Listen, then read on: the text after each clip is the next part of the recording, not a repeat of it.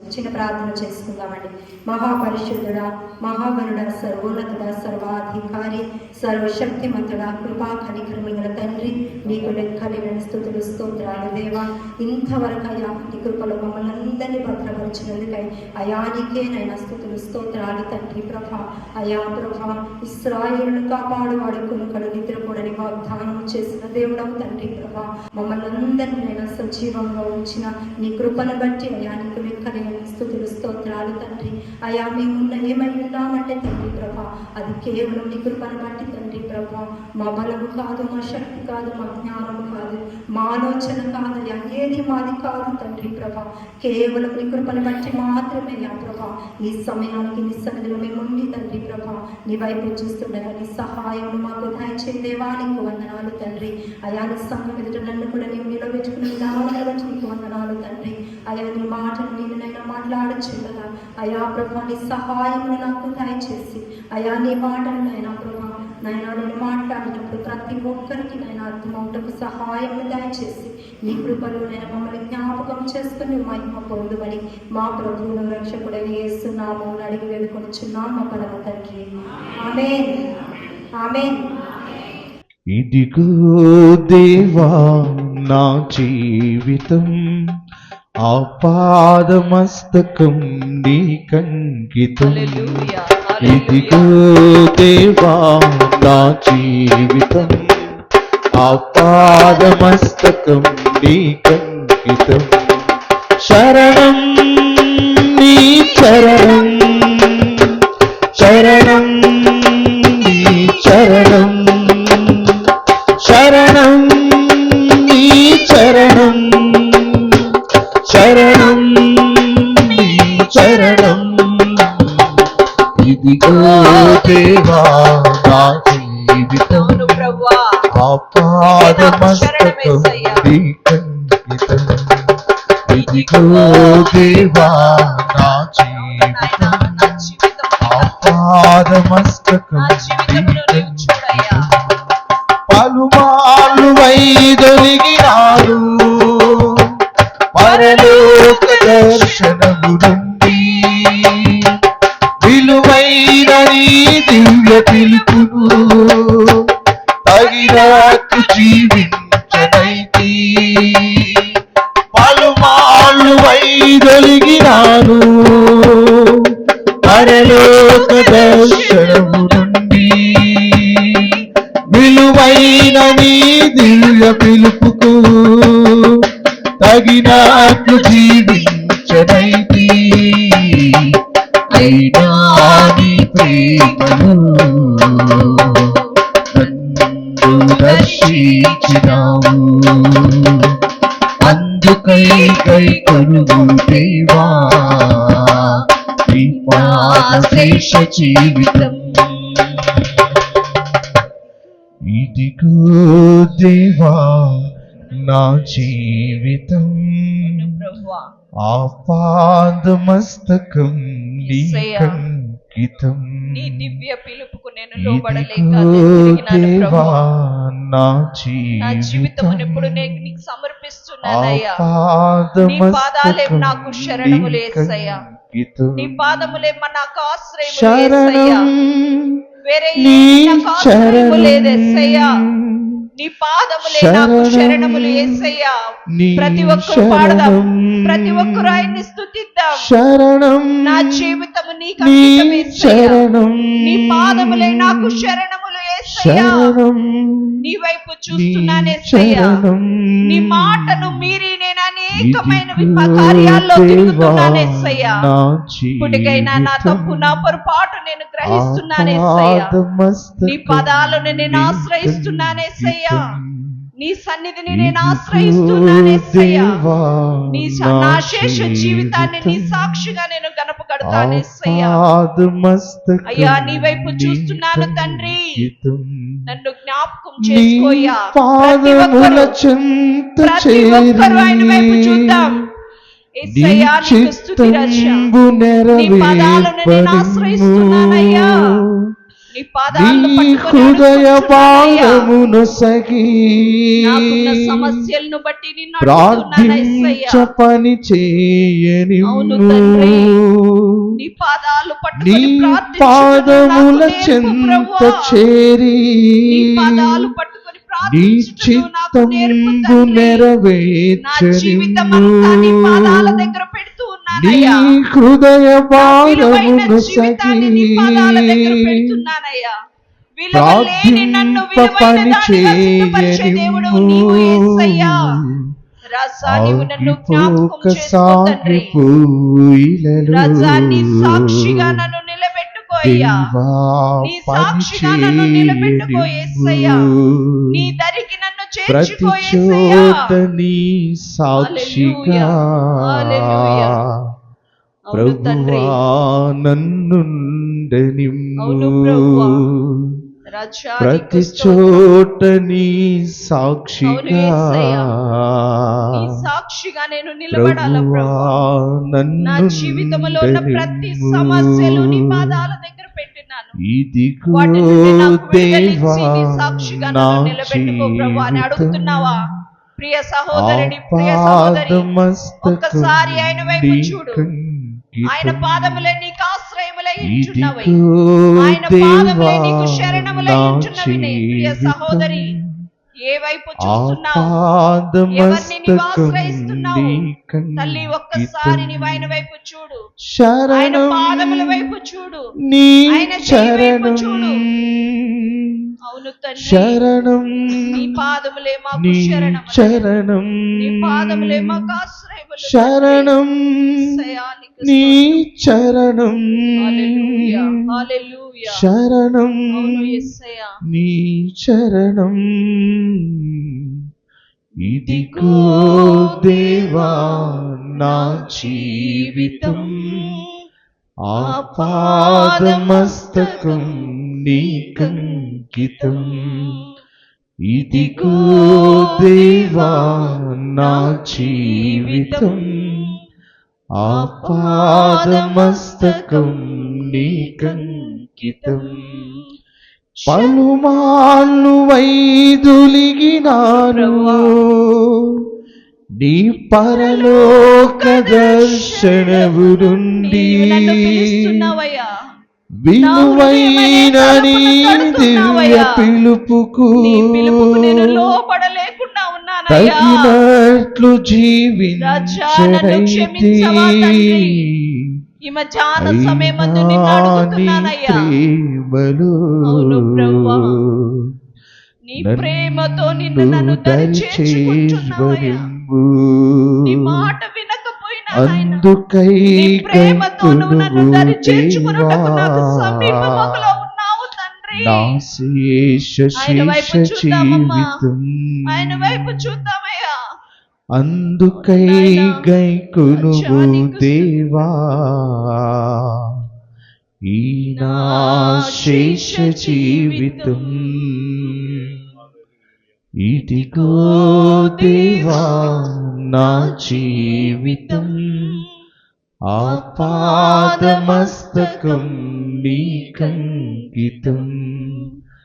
ఇదిగో దేవా నా జీవితం ఆపాదమస్తకం నీకంకితం.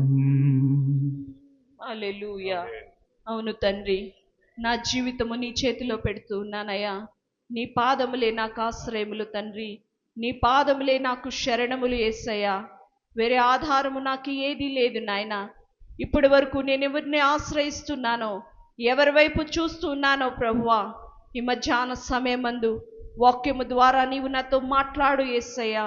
వాక్యము ద్వారా నీవు నన్ను దర్శించు యేసయ్యా. నిన్ను ఆశ్రయించుటకును నాకు నేర్పు యేసయ్యా. నీ పాదములు పట్టి అడుగుటకును నాకు నేర్పు యేసయ్యా. ప్రతి ఒక్కరూ దేవుని స్తుతించి అడుగుదాం. దేవుని సన్నిధిలో మొరపెట్టుకుందాం. లోకం వైపు నేను చూస్తున్నానేమో ప్రభువా, లోకాన్ని ఆశ్రయిస్తున్నానేమో, నా తల్లిదండ్రుల వైపు నేను ఆశ్రయిస్తున్నానమ్మో ప్రభువా.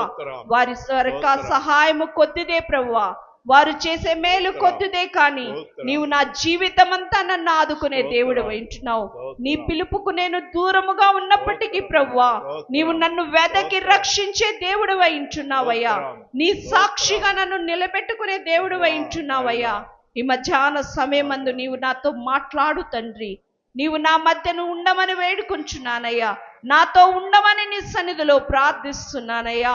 నా రాజా నీకు స్తోత్రాలు నాయన. అతి ప్రాముఖ్యమైన అంశమునకు మేము వెళ్తున్నామయ్యా. మాతో మీరు ఉండండి ప్రభువా. వాక్యము ద్వారా మా హృదయాల్ని మీరు సరిచేయమని వేడుకుంటున్నావు. వాక్యం వైపు మా హృదయాల్ని మేము తిప్పుతుండగా ప్రభువా నాయన నీవు మాతో సూటిగా మాట్లాడమని వేడుకుంటున్నాను ప్రభువా. వినగలిగే చెవులను, గ్రహింపగలిగే ఆత్మను మీరు మా కొరకు అనుగ్రహించండి. దురద చెవులను తీసివేయండి ప్రభువా. నీ దాసుడు విత్తుతున్న వాక్యము ప్రతి ఒక్కరి హృదయాల్లో ఫలింపును నువ్వు దయచేయమని వేడుకుంటున్నాను ప్రభువా. అల్లరి శక్తులను, నిద్రాశక్తులను మీరు బంధించమని వేడుకుంటున్నాను. కేవలము నీ నామానికి మహిమ కలుగు నిమిత్తముగా ప్రభువా వాక్య పరిచర్యను మీరు జరిగించమని నీ సన్నిధిలో ప్రార్థిస్తూ ఈ చిన్న స్తుతి ఆరాధన నీకే సమర్పించుకుంటూ యేసు నామం పేరట బ్రతిమలాడి వేడుకొంచున్నాము తండ్రి. ఆమేన్, ఆమేన్, ఆమేన్. హల్లెలూయా, హల్లెలూయా. అందరూ బాగున్నారా? మరి దేవుని మహాకృపను బట్టి మరి తన సజీవమైన రెక్కల చాటున మనందరినీ భద్రపరిచి దేవుడు తన కృపలో మనందరినీ భద్రపరిచినందుకే దేవునికి మహిమ ఘనత ప్రభావం చెందుగాక. హల్లెలూయా, హల్లెలూయా. మరి కీర్తనలో నీ బలాతిశయము, నీ కార్యములు ఎంతో భీకరమైనవి, నీ బలాతిశయమును బట్టి నీ శత్రువుల లొంగి నీ వద్దకు వచ్చేదరని మరి దేవుని వాక్యం సెలవిస్తుంది. దేవుని యొక్క వాక్యం ఉండే శక్తి ఎటువంటిదంటే మరి మన పైన ఉండే శత్రువులను కూడా తన మాటను బట్టి దేవుడు వారి మనస్సులను, వారి ఆలోచనలను, వారి ఉద్దేశములను అన్నిటినీ కూడా మార్చగలడు. ఈ మాటను బట్టి నేను మీతో ఒక రాజు గురించి మీతో పంచుకొని ఆశపడుచున్నాను. రెండవ దినవృత్తాంతములు 32వ అధ్యాయము 7-8 వచనాలు చదువుతాను. మీరు దిగులు పడకుడి, ధైర్యము విడవకుడి.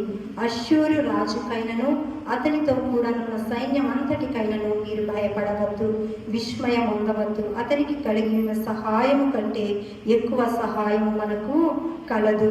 మాంస సంబంధమైన బాహువే అతనికి అండ.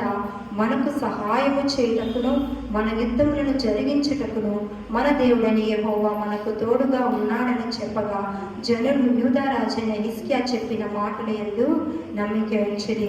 హల్లెలూయా, హల్లెలూయా. మరి మాంస సంబంధమైన బాహువే అతనికి అండ. మనకు సహాయము చేయుటకును మన యుద్ధములు జరిగించుటకును మన దేవుడైన యెహోవా మనకు తోడుగా ఉన్నాడు. ఆమేన్, హల్లెలూయా, హల్లెలూయా. మరి ఈ మాట నేను పంచుకొని మీతో ఆశపడుచున్నాను. ఇశ్రాయేలీయులు మరి దావీదు పాలిస్తున్నప్పుడు దావీదు తర్వాత తన కుమారుడైన సొలొమోను రాజ్య పరిపాలన చేస్తున్న సమయంలో మరి సొలొమోను దేవునికి ఎంతో ఇష్టమైన వాడుగా ఉంటూనే దేవుని యొక్క భయభక్తులు కలిగి మంచి జ్ఞానమును మరి మంచి అన్ని విషయాలలో మంచిగా వర్ధిన తర్వాత కొన్ని దినాలు అయిపోయిన తర్వాత తన యొక్క స్థానం చక్కగా హెచ్చింపబడుతున్నప్పుడు, తన జ్ఞానము నలుదిశల వ్యాపింపబడినప్పుడు, ఇన్ని రకాలుగా చక్కగా దేవుడు తన ఉన్నతమైన స్థానంలో పెట్టినప్పుడు సొలొమోను దేవుని సంఘం నుండి తప్పిపోయాడు అనమాట. తప్పిపోయినప్పుడు దేవునికి ఎంతగానో కోపం వచ్చింది, బాధ కలిగింది. 2 సార్లు గద్దించాడు. అయినా సొలొమోను ఏమాత్రం కూడా మరి పట్టించుకోలేదు, ఆ మాటకు తన చెవిని వేసుకోలేదు. చాలాసార్లు దేవుడు ప్రవక్తల ద్వారా సొలొమోనుతో మాట్లాడిన సొలొమోను పట్టించుకోలేదు. అయితే సొలొమోను తర్వాత మరి తన కుమారుడైన రెహబాము రాజు అయిన తర్వాత మరి యొక్క ఇశ్రాయేలు 2 రాజ్యాలుగా విడిపోయింది. 12 గోత్రాలలో 2 గోత్రాలు ఒక రాజ్యంగాను 10 ఒకవైపు వెళ్ళిపోయాయి. ఇలా వెళ్ళిపోయిన సమయంలో ఈ 2 గోత్రాలకి యూదా ప్రజలకు పరిపాలిస్తున్న రాజులలో మరి రెహబాము తర్వాత తన కుమారుడైన అబియా రాజు అయ్యాడు. అబియా తర్వాత ఆషా రాజు అయ్యాడు. ఆషా తర్వాత యెహోషాపాతు తర్వాత యెహోరాము తర్వాత అహజ్యా. ఇలా ఒకరి తర్వాత ఒకరు రాజులు వారి యొక్క వంశాన్ని బట్టి వారి తర్వాత వారి కుమారులు ప్రకటింపబడుతూ వస్తున్న సమయంలో మరి హిజ్కియా యొక్క మరి తన యొక్క తరము హిజ్కియా ఆ దేశాన్ని పాలించే రాజుగా నిలబడ్డాడు. తన తండ్రి అయిన ఆహాజు చనిపోయిన తర్వాత మరి హిజ్కియా రాజుగా నిలబడ్డాడు. రాజుగా నిలబడినప్పుడు ఆయన పరిపాలిస్తున్నప్పుడు 28 ఏళ్ల వాడై మరి 29 సంవత్సరములు యెరూషలేములో ఏలెను అని 29వ అధ్యాయంలో ఉంది. అదేవిధంగా 9వ గ్రంథంలో అలా చూసినప్పుడు హిజ్కియా దేవుని దృష్టికి యథార్థమైన వాడుగా నీతిమంతుడుగా జీవిస్తున్నాడు. తన పితరుడైన దావీదు నడిచిన త్రోవలో నడుస్తూ దేవునికి ఇష్టమైన బిడ్డడుగా, దేవునికి అవిధేయమైన ఏ కార్యమును కూడా జరగనివ్వకుండా ఉన్నత స్థలములను వారు ఎక్కడైతే బలులు అర్పిస్తూ వారు అన్య ప్రజల వైపు తిరిగిపోయారో వాటన్నిటినీ పడగొడుతూ ప్రజలందరినీ మళ్ళా దేవుని వైపు తిప్పుతున్నాడనంటే ఈ హిజ్కియా యొక్క కాలంలో ఏం జరిగిందంటే దేవాలయం యొక్క సేవ పునరుద్ధరణ జరిగింది. మరలా తిరిగి దేవుని ఆరాధించటం ఎలాగా, దేవుని సేవించటం ఎలాగా, దేవుని ప్రతి దినము ఏ విధంగా సేవించాలి. మరి ఆ కాలంలో పాత నిబంధన కాలంలో దేవునికి బలులు అర్పిస్తూ ఉండేవారు. ఇవన్నీ సక్రమంగా జరగడానికి హిజ్కియా ఎంతగానో ప్రజలను ప్రేరేపణ కలుగచేసి ప్రజలను దేవుని వైపు తిప్పాడు. తిప్పిన తర్వాత దేవుని ప్రజలు కూడా ఎంతగానో వారికి వారు పశ్చాత్తాపడి ప్రతి ఒక్క పరిచర్యలో పాల్గొన్నారు. లేవీయులు వచ్చి దేవుని పరిచర్యలో పాల్గొన్నారు. ఇలా ప్రతి ఒక్కరు ఇంతకు ముందు దావీదు ఉన్నప్పుడు ఎవరు ఏ సేవ చేసేవారో ఆ సేవలు వారందరూ మరలా మేము చేస్తాము అని ముందుకు వచ్చి దేవుని సన్నిధిలో వారికి వారు పశ్చాత్తాపడి దేవుని పరిచర్య చేయుటకు, దేవుని సేవించుటకు, దేవుని ఆరాధించుటకు వారిని వారు తమను తాము ప్రతిష్ఠించుకొని దేవుని సేవ చక్కగా పరిచర్య చక్కగా జరుగుతున్న క్రమంలో మరి మనం ఎప్పుడైతే దేవుని సన్నిధికి దగ్గరగా ఉంటూ దేవునికి ఇష్టముగా ఉంటూ ప్రతి క్షణము ప్రతి విషయంలో దేవుని యొక్క మాత్రమే విచారణ చేస్తూ దేవుని సహాయాన్ని పొందుకుంటూ ఉన్నతమైన స్థానంలో మనం నిలబడుతున్నాము, అప్పుడే మన వైపు అపవాది తొంగి చూస్తుంది. అప్పుడే మన వైపు అపవాది ఒక ఆలోచన కలిగి ఎంతసేపు ఇది ఉంటుంది ఈ విధముగా, ఎంతసేపు ఇది దేవుని ఆరాధించగలదు, ఎంతవరకు దేవుని సన్నిధి నిలబడగలదు, ఎంతవరకు దేవునితోనే ఇది నడవగలదు, దీని సంగతి నేను చూస్తాను అని అపవాదికి తలంపు కలుగుతుంది. అదే విధముగా మరి దేవుని యొక్క పరిచర్యలో ఇంత నమ్మకంగా దేవుని బిడ్డలను దేవుని వైపు త్రిప్పడానికి హిజ్కియా ఎంతగానో ప్రజలందరినీ ప్రేరేపణ కలుగచేసి దేవుని సన్నిధి వైపు వారందరూ తిరగలాగున వారికి ఉండే సమస్యలు, వారికి ఉండే అనారోగ్యాల నిమిత్తము, వారి యొక్క అపవిత్రత నిమిత్తము దేవుని సన్నిధిలో మరి ఏ విధముగా వారు పాల్గొని పస్కా పండుగ ఇవన్నీ పాల్గొని ఒకవేళ వారు ప్రతిష్ఠించుకోకుండా పాల్గొన్నారేమో అని ఆ విషయంలో కూడా హిజ్కియా దేవుని సన్నిధిలో మొరపెట్టినప్పుడు దేవుడు వారిని స్వస్థపరిచాడు, వారి అపవిత్రతను దూరం చేశాడు. ఈ విధంగా ప్రజల్ని ఎంతో ఉత్తేజపరిచి ఎంతో చక్కగా దేవుని సన్నిధిలో నిలబెట్టిన తర్వాత ఈ చర్య అంతా జరిగిన తర్వాత ఇంత నమ్మకమైన చర్య దేవుని పట్ల ప్రజలు జరిగిస్తున్న సమయంలో మరి 32వ అధ్యాయంలో 1వ వచనంలో ఉంటుంది. రాజు ఇంటి నమ్మకమైన చర్య చూపిన తర్వాత అష్షూరు రాజైన సెనహరీబు వచ్చి యూదా దేశంలో చొరబడి ప్రాకారపురముల ఎదుట దిగి వాటిని లోపరచుకొని చూచెను. మరి చూసారా, అపవాది తన తలంపును పని జరిగిస్తూ ఉంది.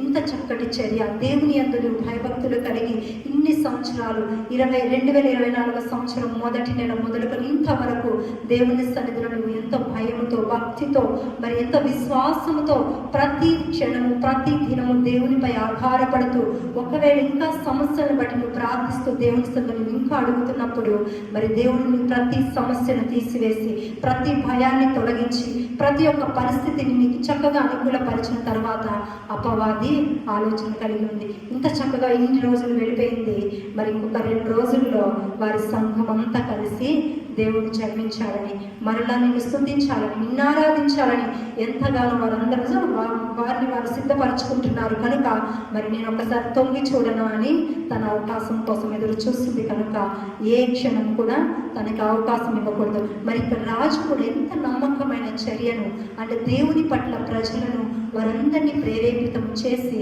దేవుని సేవ చక్కగా జరుగుటకు పునరుద్ధరణ అంటే దేవుని యొక్క పరిచర్య, దేవుని సన్నిధిలో జరగవలసిన ప్రతి పరిచర్యను పునరుద్ధరణ చేసిన తర్వాత మరి ప్రజలందరూ కూడా రాజు మాటని ఎంతో నమ్మకంగా రాజు మాటని ఎంతో నమ్ముతున్నారు. రాజు మాట మాట చెప్తే చాలు వారందరూ విధేయత కలిగి దాన్ని పాటిస్తూ ఉన్నారు.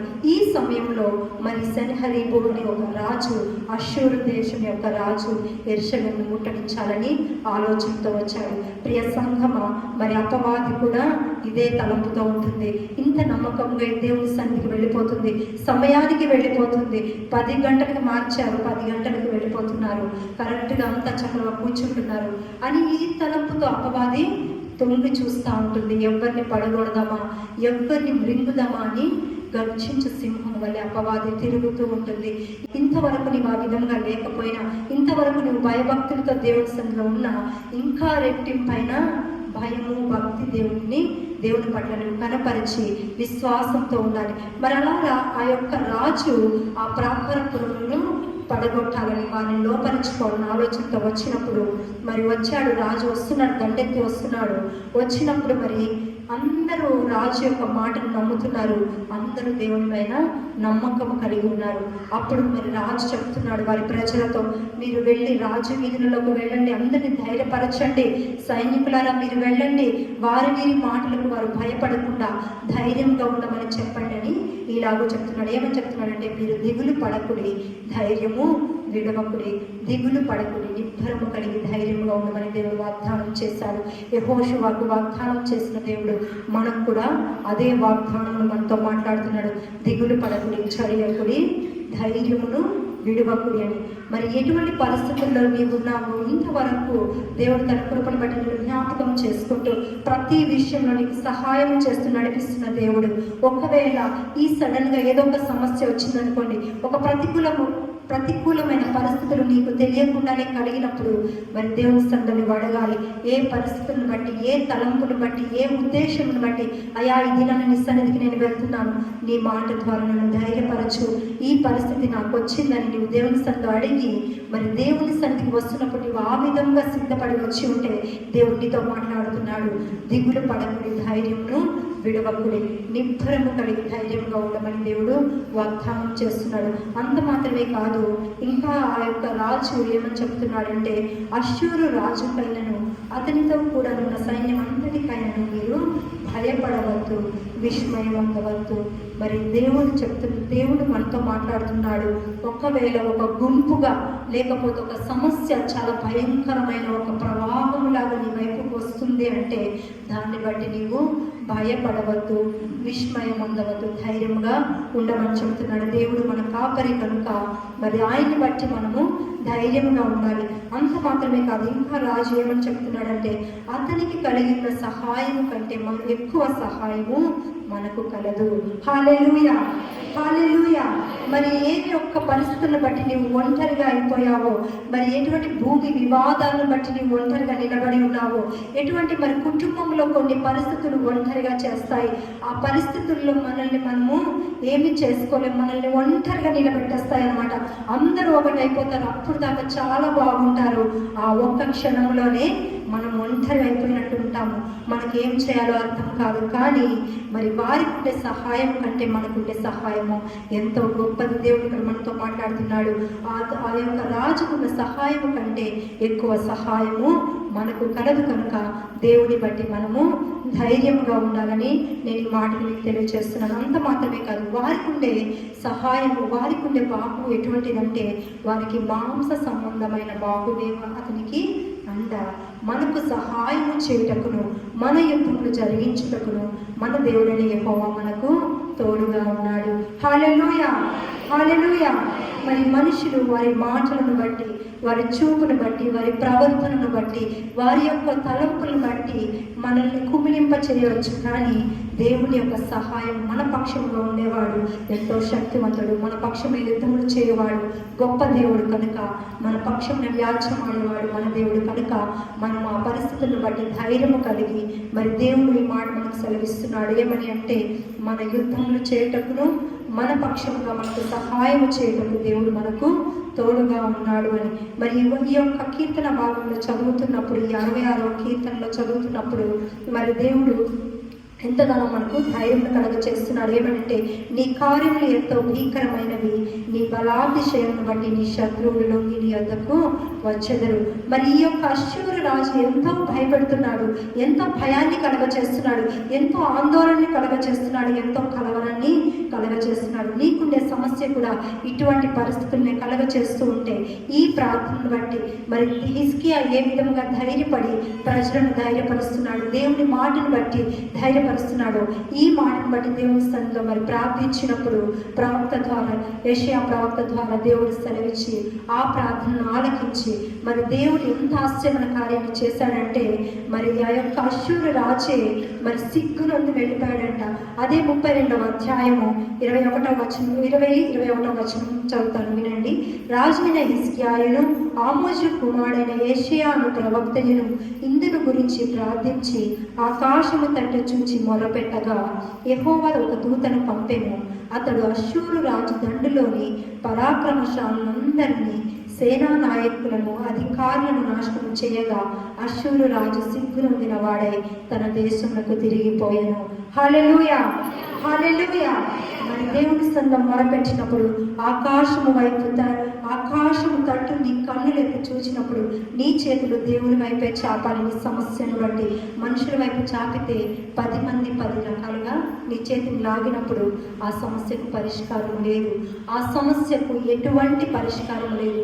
నీ భయానికి ఒక ఆన్సర్ అంటే దానికి సమాధానం కూడా లేదు. కనుక నీ చెయ్యి దేవుని వైపు చాపగలిగితే బలమైన దేవుడు తన చేతిని నీకు తోడుగా ఉండుటకు ఇష్టముగా తన చేతిని చాపిన దేవుడు కనుక నీ చేతిని ఎవరి వైపు చాపాలా? దేవుని వైపు చాపినప్పుడు దేవుడు గట్టిగా నీ చేతిని పట్టుకుంటాడు. మరి అశ్షూరు రాజు సిగ్గుపడే విధముగా తన సైన్యంలో ఉన్న సేనాధిపతులందరినీ, నాయకులను, గొప్ప గొప్ప సైనికులను మరి సంహరించినప్పుడు ఎంతో సిగ్గుతో అవమానంతో వెళ్ళిపోయాడట. వెళ్ళిపోయిన తర్వాత బ్రతికి చక్కగా ఉన్నాడు, ఇంకొక రోజు చూద్దాము వారి సంగతి అనుకున్నాడా? లేదు, వెళ్ళగానే తన వారే తనని హతము చేసేశారు. కనుక మరి దేవుని సన్నిధిలో ఉన్న నీవు దేవుని నమ్మి విశ్వసిస్తూ, దేవుని మాత్రమే ఆశ్రయిస్తూ, దేవుని సహాయం మాత్రమే పొందుకుంటూ నీ బలహీనతలో, నీ పరిస్థితుల్లో, నీ అవసరతల్లో, నీ అక్కర్లలో, ప్రతి విషయంలో అయా ఈ నెల మరి సంఘం అంతా ప్రతి ఒక్కరూ నీ సన్నిధిలో ఎంతగానో సంతోషిస్తారు. నాకు అవసరతలు ఉన్నాయి, అక్కర్లు ఉన్నాయి, నా ఆర్థికమైన పరిస్థితి నాకు సరిగా లేదయ్యా, నీ సహాయం నాకు దయచేయమని దేవుని సన్నిధిలో నీ చేయి దేవుని వైపు చాపినప్పుడు నిజంగా ఆశ్చర్యకరమైన దేవుడు సహాయం చేసే దేవుడు. అది ఆర్థికమైన సహాయమే కావచ్చు, ఆరోగ్యానికి కావలసిన అవసరతే కావచ్చు, బలహీనతలోనే కావచ్చు, బలపరిచే దేవుడు. ఒక చిన్న పల్లవి పాడి మరి దేవుని స్తుతించాలని నేను ఆశపడుతున్నాను. ఎందుకంటే దేవుడు ఇంతవరకు తన కృపను చూపి ప్రతి ప్రతికూల పరిస్థితుల్లో మమ్మల్ని కూడా ధైర్యపరిచి, మిమ్మల్ని ధైర్యపరిచి దేవుడు ఎంతగానో తన కృపను మన పట్ల, మా పట్ల కూడా చూపిన దేవుడు కనుక ఒక చిన్న పల్లవి పాడి దేవుని స్తుతించాలని ఆశపడుతున్నాను. నాతో పాటు మీరు కూడా కలిసి పాడండి. నా కాపరివైనందునా నాకు ధైర్యముగా ఉన్నది, నా సంపదవైనందునా నాకు సమృద్ధిగా ఉన్నది. నాతో పాటు కలిసి పాడండి. నా కాపరివైనందునా నాకు ధైర్యముగా ఉన్నది, నా సంపదవైనందునా నాకు సమృద్ధిగా ఉన్నది, నా కాపరివైనందునా నాకు ధైర్యముగా ఉన్నది, నా సంపదవైనందునా నాకు సమృద్ధిగా ఉన్నది, నిరీక్షణవైనందునా నెమ్మదిగా ఉన్నది, నిరీక్షణవైనందునా నెమ్మదిగా ఉన్నది, ఆశ్రయమైనందునా క్షేమముగా ఉన్నది. మరలా మొదటి నుంచి పాడండి. నా కాపరివైనందునా నాకు ధైర్యముగా ఉన్నది, నా సంపదవైనందునా నాకు సమృద్ధిగా ఉన్నది, నా కాపరివైనందునా నాకు ధైర్యముగా ఉన్నది, నా సంపదవైనందునా నాకు సమృద్ధిగా ఉన్నది, నిరీక్షణమైనందునా నెమ్మదిగా ఉన్నది, ఆశ్రయమైనందునా క్షేమముగా ఉన్నది. హల్లెలూయా. మన కాపరి అయినందుకు దేవుడు మనము ధైర్యముగా ఉన్నాము కనుక దేవుని బట్టి మనము స్తుతించాలి. ఇన్ని రోజులు మనము క్షేమముగా సజీవముగా ఆరోగ్యముగా ఉన్నామంటే, ధైర్యముగా ఉన్నామంటే, ప్రతి పరిస్థితిలో మనం ధైర్యముగా ఉన్నామంటే మన కాపరిని బట్టి. మనల్ని కాపు కాచే దేవుడు ఎంతో ధైర్యవంతుడు, సామర్థ్యము కలిగిన వాడు, చక్కని మార్గంలో మనల్ని నడిపించేవాడు.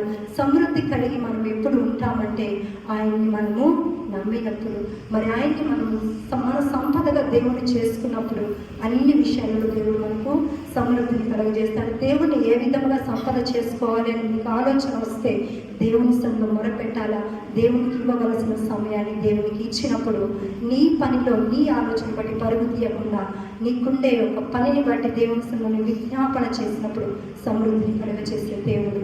అంత మాత్రమే కాదు, ఆయన నిరీక్షణ ఉంచినప్పుడు నెమ్మదిని కలుగజేసే దేవుడు.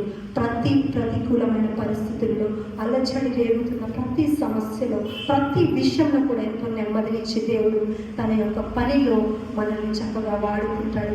మరి దేవుని కృపను బట్టి నేను దేవునికి మహిమపరుస్తున్నాను.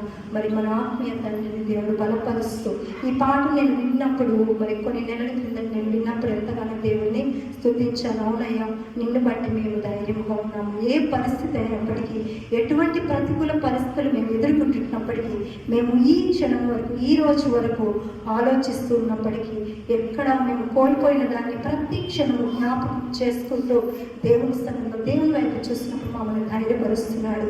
మాకు సమృద్ధిని కలగచేస్తూ, నెమ్మదిని కలగచేస్తూ, క్షేమం ఇచ్చిన దేవునికి మహిమ ఘనత ప్రభావం అనుభవిస్తున్నాం. హల్లెలూయా. చిన్న మాటలు దేవుడిని ఇచ్చిన కాక. ఆమేన్. పరిశుద్ధుడైన మా పరమ తండ్రి, నీ పరిశుద్ధ పాదములకు అనేక వందనాలు, స్తుతులు చెల్లిస్తూ ఉన్నాం. న్యాయ ఆరాధనలో మీరు ఆధిపత్యం వహించి పాటల ద్వారా, సాక్ష్యముల ద్వారా, వాక్య పరిచర్య ద్వారా మీరు మహిమ పొంది ఉన్నారు. చక్కని హెచ్చరికలు కూడా మేము విన్నాం. మా ప్రభువా, మా రక్షక యేసయ్య, దాని యొక్క బంధకాల్లో ఉన్నాం మేము. మా ప్రభువా, మేము విడుదల కొరకై ఎదురు చూస్తూ ఉన్నాము. చాలా మంది సాతాను చేత రోగములు, వ్యాధులు, నాయన బాధలు, కష్టాలు, సమస్యలు, ఇబ్బందులు, నాయన ఆ ప్రభు సాతాను పీడింపులు, ఎన్నెన్నో రకరకాలుగా మరి పీడింపబడుతూ ఉన్నారయ్యా. ఆ దోష శిక్షను నాయన భరించరానిది మా ప్రభువా.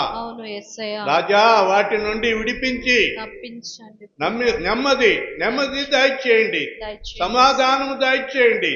నీవు మాకు కాపరిగా ఉండి నాయన మమ్మలను ఉద్ధరించవలసిందిగా మనం చేస్తున్నాం.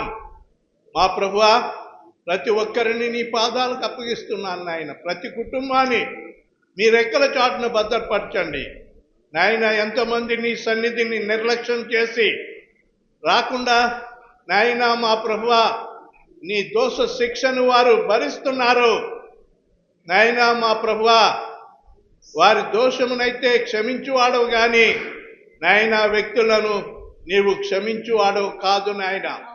మా ప్రభువా, దేవా, మా తండ్రి నాయన, శాపమును వారు పోగు చేసుకుంటున్నారయ్యా.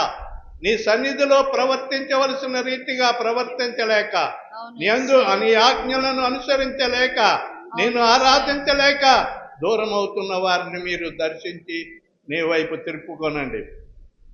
మా ప్రభు వచ్చిన ప్రతి ఒక్కరిని పేరు పేరున మీరు ఆశీర్వదించవలసిందిగా మనం చూస్తున్నాం. విత్తబడిన వాక్యం ప్రతి వారి హృదయములో ఫలింప చేయవలసిందిగా మనం చేస్తున్నాం.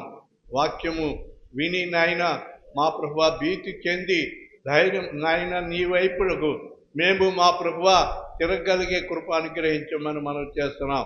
నీ సన్నిధిలో సమర్పింపబడిన కానుకలను నాయన మీరు అంగీకరించి 30 60 100 ప్రతిఫలము వారికి అనుగ్రహించమని మనం చేస్తూ ఉన్నాం. ఈ వారమంతా నీ కృపా సమాధానములతో ఒక్కొక్కరిని నడిపించి కాపాడవలసిందని, ఎవరు ఏ ఏ బలహీనతలతో నాయన అనారోగ్యములతో పీడింపబడుతున్నారో వారిని మీరు ముట్టి స్వస్థపరచమని మనం చేస్తున్నాం. నాయన కంటి బిడ్డలను, తండ్రి బిడ్డ తల్లులను, నాయన పాలు తాగే బిడ్డలను మీరు జ్ఞాపకం చేసుకునండి. మంచి ఆరోగ్యం ఇచ్చి వారిని కాపాడవలసిందిగా మనం చేస్తున్నాం. గర్భిణీ స్త్రీలను జ్ఞాపకం చేసుకునండి. దీర్ఘ వ్యాధులతో బాధపడుతున్న వారిని నాయన స్వస్థపరచమని మనం చేస్తున్నాం. కనికరించమని మనవులు అంగీకరించవలసిందని నజరేయుడైన యేసయ్య నామములో వేడుకొనుచున్నాను తండ్రి. ఆమేన్, ఆమేన్. మనమందరం లేచి నిలబడి స్తుతి కీర్తన పాడి ఆశీర్వాదంతో సెలవు తీసుకుందాం. రాజనీకే స్తుతి స్తోత్రములు, గీతములు, మంగళధ్వనులు. రాజనీకే స్తుతి స్తోత్రములు, గీతములు, మంగళధ్వనులు. శుభము శుభము శుభము నిత్యము, హల్లెలూయా ఆమేన్ ఆమేన్. శుభము శుభము శుభము నిత్యము, హల్లెలూయా ఆమేన్ ఆమేన్. స్తోత్రింతుము నిన్ను మాదు తండ్రి, సత్యముతో ఆత్మతో నెప్పుడు. మన తండ్రి అయిన దేవుని ప్రేమ, ప్రభు అయిన యేసుక్రీస్తు వారి యొక్క కృప, పరిశుద్ధాత్మని యొక్క నిత్య సహవాసము కూడి వచ్చిన మీ అందరికీ సదాకాలము తోడై ఉండునుగాక. ఆమేన్. యేసు రక్తమే అందరికీ ప్రైజ్ ది లార్డ్ అండి. God bless you. దేవుడు నిన్ను దీవించుగాక.